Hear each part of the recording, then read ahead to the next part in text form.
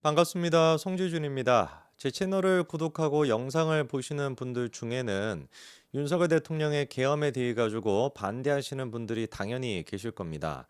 모든 사람들이 전부 다 똑같은 생각을 하지는 않죠, 그렇죠? 그래서 계엄 자체에 대해서 반대하시는 분들이 여전히 많을 거라고 생각이 되는데요. 그럼에도 불구하고 제가 만약에 헌재에 대해서 그리고 또 사법부에 대해 가지고 신뢰합니까? 라고 질문한다면 글쎄요. 압도적인 다수의 분들은 신뢰하지 않는다라고 답변하실 것 같습니다. 어쩌다가 정말 대한민국의 사법부 그리고 나아가서 헌재가 이렇게까지 국민적인 신뢰를 받지 못하게 됐을까요?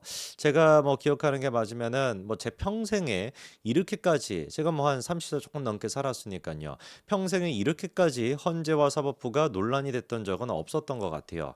불과 진짜 몇 년 전까지만 하더라도 뭐 사회적으로 혼란스럽고 여러 가지 논란이 있는 얘기라고 해도 사법부가 나서 가지고 판결을 내려주면 사회적인 혼란이 정리가 되는, 그러니까 사회적인 혼란을 정리시키는 역할을 했던 게 사법부였던 걸로 기억이 나는데, 지금의 사법부는 어떻게 된 게 혼란만 더 가중시키는 것 같습니다. 자, 그렇기 때문에 윤석열 대통령의 계엄에 대해서 반대한다라고 할지라도 사법부에 대해서도 마찬가지로 반대한다라고 하시는 분들이 많은데요. 이거는 제가 봤을 때 일선 판사님들 또한 똑같은 생각을 하는 것 같습니다. 자, 그러다 보니까 초반부터 윤석열 대통령의 이런 어떤 뭐 탄핵 국면 자체가 첫 단추부터 잘못 끼워졌다, 이런 지적을 했던 판사님들이 계셨는데, 판사님들이다 보니까 뭐 그렇게 점잖게 첫 단추가 잘못 끼워졌다라고 판단을 하시는 거고, 저 같은 사람들이 이제 뭐라고 표현하는 겁니까? 그냥 이제 옷 자체를 찢어버린 거다, 이거는 입지도 못하게 그냥 걸레짝으로 만들어 버린 거다. 그 첫 시작이 바로 뭐였습니까? 서울 서부지법의 이순영 부장판사가 내렸던 그 체포영장과 그다음에 압수수색영장, 여기서부터 사실 사법부의 이 만행이 시작이 됐던 겁니다. 거기서부터 도미노처럼 지금 이제 지금까지 나온 거예요. 뭐 언론들이나 뭐 이런 사람들은 뭐 극우 세력들이 뭐 어쩌고저쩌고 한다, 이렇게 이제 뭐 폄훼하고 이러고 있습니다만, 사실상 이 모든 사태에 대한 근본적인 원인은 서부지법에서 시작이 됐던 거 아닙니까? 관할도 아니에요. 그렇지 않습니까? 관할은 원래 서울중앙지법에서 하는 게 맞습니다. 그럼에도 불구하고 왜 서부지법에 공수처가 그때 가가지고 체포영장이랑 그다음에 이제 그 압수영장을 갖다가 신청을 했던 거겠습니까? 뻔할 뻔쩌잖아요. 원래 이런 식으로 관할을 바꾸는 이유는 딱 한 가지입니다. 피고인에 대해 가지고 방어권 보장을 위해, 피고인이 너무 멀리 산다, 그러면 근처에 있는 걸로 옮겨가지고 해라. 이거 말고는 없어요. 별다른 이유가 딱히 없습니다. 그러면 윤석열 대통령 근처에 있는 것이 서울중앙지법인데 뭐하러 중앙지법을 피해가지고 서부지법으로 갔겠습니까? 공수처 본인들이 판단했었을 때, 야, 여기가 뭔가 영장 잘 줄 것 같아, 우리 법 연구회 출신이 여기 있네, 그러니까 글로 가자, 이래가지고 갔다라는 게 당연한 거 아니겠습니까? 그래서 그때 당시에도 일선 판사들이 뭐라고 그때 지적을 했어요? 이순영 부장판사에 대해 가지고 이거는 진짜 잘못된 거다, 굉장히 이례적으로 공개적으로 비판했죠. 왜? 원래는 판사가 판사에 따른 어떤 그 결정에 대해 가지고 비판 잘 안 합니다. 안 하는 게 잘 안 하는 게 아니라 아예 하지 않죠. 사법부의 신뢰를 떨어뜨릴 수가 있으니까. 당연한 거 아니겠습니까? 저 같은 사람이 비판하는 거라 똑같은 지금 판사가 다른 판사의 결정에 대해 가지고 비판한다라는 건 말이 안 되잖아요. 특히나 영장실질심사와 관련돼 있는 판사, 이 판사들 같은 경우는 원래는 절대로 비판을 받지 않죠. 왜냐?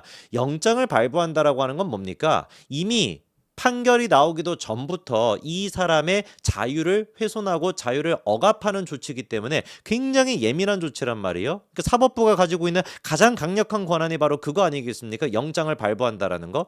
그러면 영장 발부하는 판사의 결정에 대해 가지고 일선 판사가 지적을 하게 된다면 이건 사법부 전체의 신뢰를 무너뜨리는 게 될 수도 있기 때문에 금기시되는 거죠. 그런데 그거를 갖다가 일선 판사들이 하지 않았습니까? 왜? 도무지 말이 안 되는 결정을 내렸으니까. 그때 당시 일선 판사들이 했던 지적이 뭐였습니까? 야, 이거 우리 이러다가 공수처의 수사권에 대해 가지고 대법원에 가가지고 이거 인정 안 받으면 어떻게 되는 거냐? 아니, 지금 공수처가 수사권이 없다라는 거는 너무나 명명백백하잖아요. 공수처법 에 따르면 공수처는 내란죄에 대해서 수사할 수가 없습니다. 근데 그거를 검찰이랑 지들끼리 알아가지고 짬짬이 해가지고 수사를 한 거 아니에요? 그럼 만약에 대법원에 가가지고 야, 이거는 공수처가 수사할 수 있었던 게 아니야, 공수처법에 어긋나, 이뤄버리면은 수사 자체가 이거는 불법 수사였기 때문에 거기서부터 발부가 된 영장 또한 마찬가지로 불법이 되게 되는 것인데, 그렇다면 영장 실질 심사를 진행했던 이순영 판사가 불법을 자행했다라는 꼴밖에 안 되지 않습니까? 이거 어떻게 감당할 거냐, 이게 그때 당시 일선 판사들의 지적이었습니다. 그리고 그로부터 지금 한 달, 두 달 정도 시간이 지난 시점에 헌재의 모습부터 시작해가지고 사법부의 모습을 보니까 우려했던 게 현실이 되고 있는 것이죠. 정말로 지금 그렇게 국민들이 분노하고 있고 국민들이 헌재에 대한 사법부에 대한 신뢰도가 땅바닥을 지금 치고 있지 않습니까? 이거 어떻게 책임을 질 거냐고요.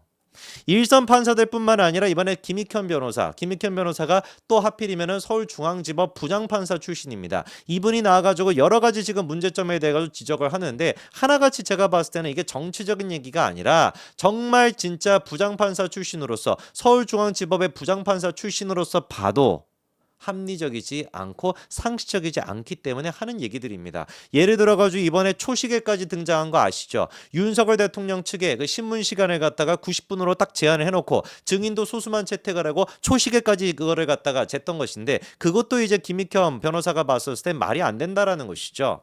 어떤 재판을 보아도 애당초 일주일에 2번씩 하루 종일 이렇게 진행하는 경우도 없다는 겁니다. 그리고 지금 헌재가 비판하고 있는 가장 큰 문제가 뭐냐? 선택적인 신속성을 보인다라는 거죠. 뭐 뻔할 뻔쩍 대본에 그냥 각인이 되시는 거죠. 선택적 신속성. 한덕수 권한대행의 심판 같은 경우는 지금 신속하게 합니까? 아니에요. 이거 막 거북이보다도 느리게 지금 진행이 되고 있습니다. 이재명에 대한 재판 또한 마찬가지로 사법부가 거북이만큼이나 늦게 진행이 되고 있죠. 한덕수 대행에 대한 권한쟁의 심판이 가장 먼저 판단이 돼야 되는 선결 문제죠. 왜? 이 문제가 정리가 돼야 최선목 권한대행의 문제까지 정리가 될 수가 있으니까. 그럼에도 불구하고 2달 정도 지나고 나서야 변론기일이 처음으로 잡혔습니다. 최근에서야 어떻게 됐어요? 준비 기일이 끝이 났어요. 윤석열 대통령의 케이스는 어떻게 했었습니까? 한 번 준비 기일 딱 한 번 했죠. 그리고 난 다음에 윤석열 대통령이 구속돼 버리지 않았습니까? 구속이 돼가지고 이거 조금 늦춰야 된다라고 했음에도 불구하고 개무시해버리고 그냥 바로 그냥 변론을 진행시켰잖아요. 그것도 8차까지 딱 정해놓고. 이거를 누가 보든지 간에 다 이거는 어떤 겁니까? 너무 편향되게 선택적으로 신속성이 진행되고 있는 거 아니에요. 초시계를 가지고 재판을 한다는 부분에 대해서도 김익현 변호사가 자기가 법조계에서 35년 동안 일을 해봤는데 이런 거는 본 적도 들은 적도 없다라는 겁니다. 말도 안 되는 지금 짓거리를 하고 있는 거예요. 그리고 이제 이번에 결정적으로 20일 날 그 변론을 윤석열 대통령 측에서 좀 딜레이 시켜달라고 하지 않았습니까? 연기시켜달라고. 왜? 다른 이유 때문에 지금 이재명이처럼 무슨 뭐 가짜 단식하고 무슨 뭐 재판 피하기 위해 가지고 딜레이 시켜달라는 것도 아니고 20일 날 2개나 있습니다. 뭐가? 첫 번째 같은 경우는 형사재판이 원래 20일로 잡혀 있었어요. 다시 한번 말씀을 드릴까요? 원래 먼저 잡혀 있었던 게 뭐다? 형사재판이. 아니 그러면 상식적으로 헌재가 변론 기일을 갖다가 9차 10차를 추가로 지금 잡은 거 아닙니까? 10차 변론 기일을 갖다가 20일로 지금 정해 놓은 것인데 원래 먼저 형사재판이 20일로 정해져 있었다라고 한다면은 10차 변론 기일을 언제로 잡아야 되겠습니까? 최소한 21일 이후로 잡아야지 그게 정상적인 거 아닙니까?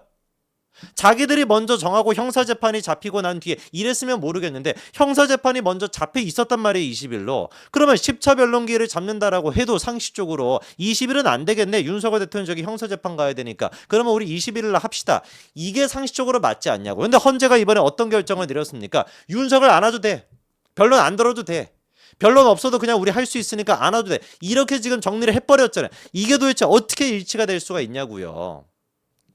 심지어 20일 같은 경우는 구속 취소 신문 또한 마찬가지로 20일로 잡혀 있습니다. 그러다 보니까 지금 나오는 얘기가 헌재가 애당초 20일이라고 하는 그 날짜를 의도적으로 지금 10차 기일을 그때로 잡은 거 아니냐. 윤석열 대통령 측의 말을 그래 안 들어줄 수가 없어. 그래 너무만 우리가 형평성에 문제가 있었으니까 들어주기는 할게. 그러니까 홍장원이나 이런 사람만 불러. 라고 일단 해놓고 날짜는 언제로 잡아버리는 거예요? 윤석열 대통령이 못 오게끔 날짜를 잡아버리는 이게 지금 우연의 일치가 아니다라는 지적이 나오는 겁니다.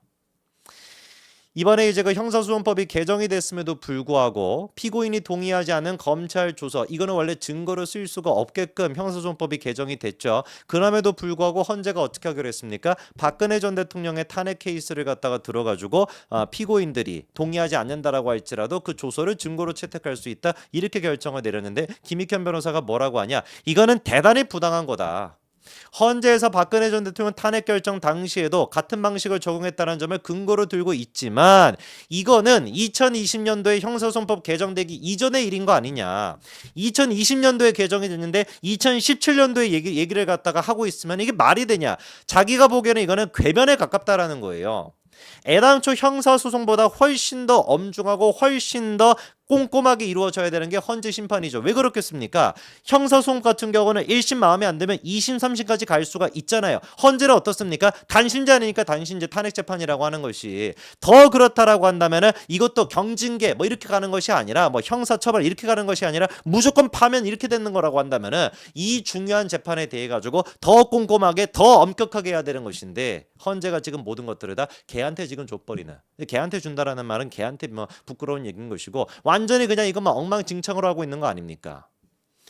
현직 판사가 보기에도 현직 부장판사가 보기에도 법조계에 지금 30년이나 있었던 서울중앙지법 출신의 부장판사가 보기에도 정치적인 문제가 아니라 정말로 지금 사법질서를 어지럽히고 있는 건 누구다? 저 같은 무슨 뭐 극우다 뭐다라고 하는 그런 사람이 아니라 현재의 사법부 현재의 헌재가 스스로 지금 그 신뢰를 깎아먹고 있다는 걸 아셔야 됩니다. 여기까지 말씀드리겠습니다. 감사합니다.